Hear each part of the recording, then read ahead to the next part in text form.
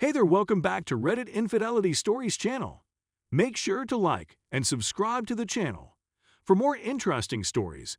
These simple click means a lot feature of this channel. My 29 male wife 28 female is pregnant, but I found out she's been cheating on me on regular basis with a good friend 29 male of ours.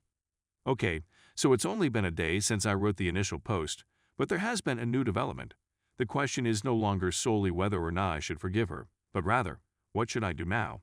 I will not provide any further updates until specifically requested to do so or unless something significant occurs. So, then I confronted my friend, who happens to live close to my parents' beach house, where I'm now staying, so I invited him over to have a chat. Here is a basic rundown of what happened. Then I asked him to sit down. He looked perplexed and perhaps apprehensive, but he had an air of confidence about him. I wasn't looking my best, but I could tell he thought I looked exhausted because he sat down next to me. I sat him down and began typing in script format because it is more convenient for me now that I've had a few beers. Me. Wife him is doing. I'm not sure. The last time I saw her was at yours me. Yeah, since I'm aware of what has occurred.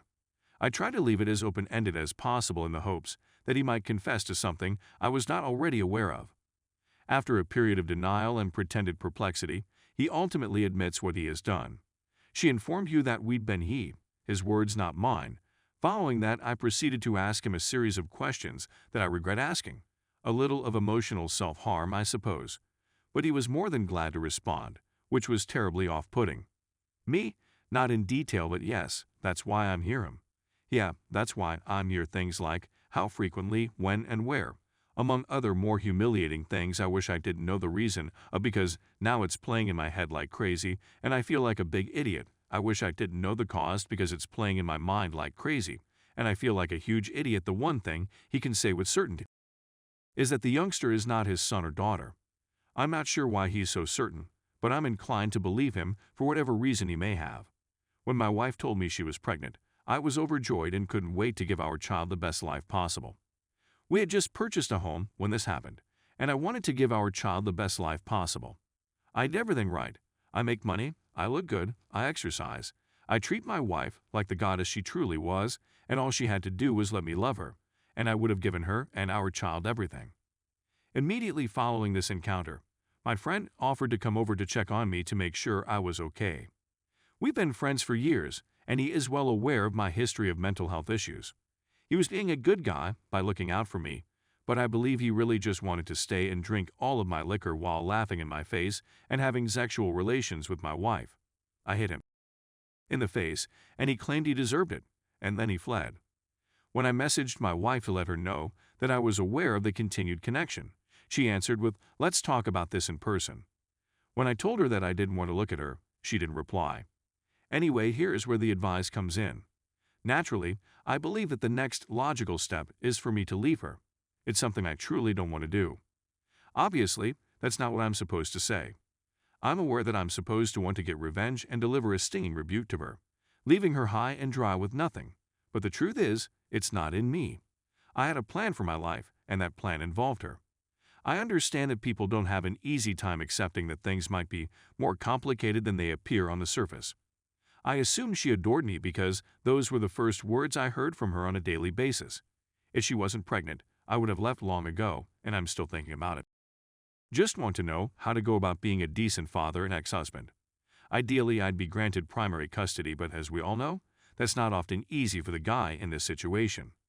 The most obvious type of assistance is financial. Second, I'd like to know where I'm going from here, whether or not I'll be meeting her in person. I don't want any more specifics to be revealed because, according to my friend, I already have enough horrible knowledge to last me a painful lifetime. She is currently residing in our home, which I had not planned for because I wasn't expecting it to happen. No prenup, because my parents are rich bohemian artist types, and they will be of no emotional assistance to me. For Christ's sake, they were swinging for the fences. This irritates me. Update. I've gotten some consistent sleep, and even though I've slept all day, I feel rested. I've organized to see my wife. She said she will make us dinner, and we will sit down and discuss what happens next. I know a lot of people have said not to see her or talk to her, but I have to know why. I also have to tell her I want a paternity test. I've really appreciated all the kindness and criticisms sent my way. I feel like I have a small community on my side, which has helped me get through this in a healthier way. Perhaps it's been a distraction, but regardless, I've needed this. I want to keep everyone interested updated because it helps me feel heard. Thanks again. Update 1. As a result, the dinner took place. She prepared one of my favorite meals. She looked very stunning in her outfit. She was genuinely attempting to make things difficult for me. As soon as I walked through the door, I was overjoyed to see her.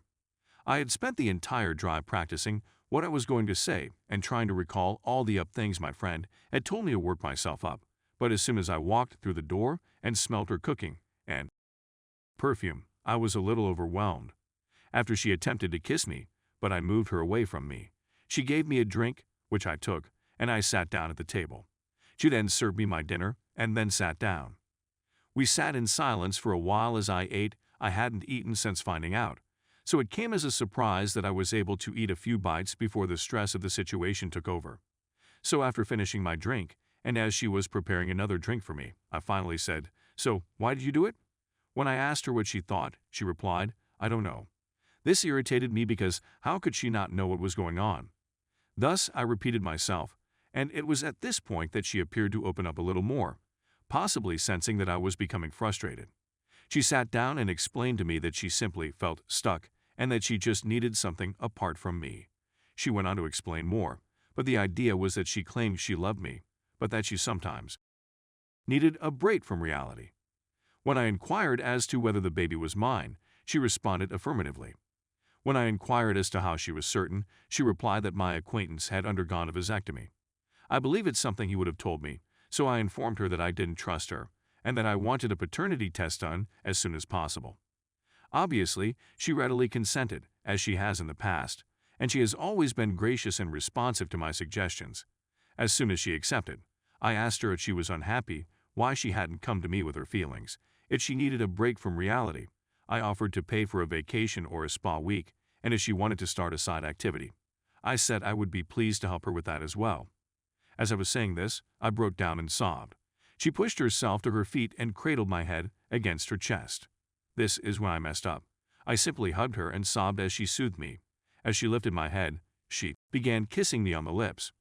I didn't push her away for a few minutes since I knew it was the last time I'd have an intimate moment with her, and I wanted to grieve her hug as long as I possibly could. After a while, I was able to jerk myself out of it and get up abruptly. It was at this point that I walked to the bar and poured myself one last drink before telling her that after the test we were having a divorce. This is where she began to sob and kept telling me that I needed to be there for our baby because she wouldn't be able to be the best mother she could be without having her strength. Apparently, I am her strength by her side. I tried to comfort her, but she just cried and said she didn't want me to be there. After some back and forth, I was about to leave, but she persuaded me to stay because I was under the influence of alcohol. In response, I went to sleep in the guest room, but she insisted on sleeping in the same bed. For the sake of old time's sake. She attempted to hold me in her sleep, and I allowed her to do so, but I stayed limp in her embrace. Then, as soon as the sun began to rise, I slipped out of the house. I've returned to the seaside cottage. I contacted an attorney. Update 2. I have returned to my home, and she has joined me. We are not sleeping in the same room, and no, I am not taking her back. It will only make it simpler to organize the divorce that was previously planned. It was my idea, not hers, to do this. On my first day back, we attempted to have sexual relations. I couldn't get it to function, since there were too many photographs of her and my buddy. She appears to have accepted the divorce, she has pleaded a bit, and she continues to say that she still loves me. I informed her that I still care about her, but that I couldn't forgive her. After that, we haven't had much in the way of communication. I've spoken with my attorney about the situation. Tonight, I'm going to meet a female. I was not recommended by my attorney to consult with anyone during this time, yet I require assistance. I'm feeling better, though I did have a dark moment in which I contemplated some awful things. However, as soon as I thought about my possible child, I snapped out of it fast. I'm also worth so much to so many people that I'm ready to go back to being a normal human being. I appreciate everyone taking the time to check in on me, even if it is several days later.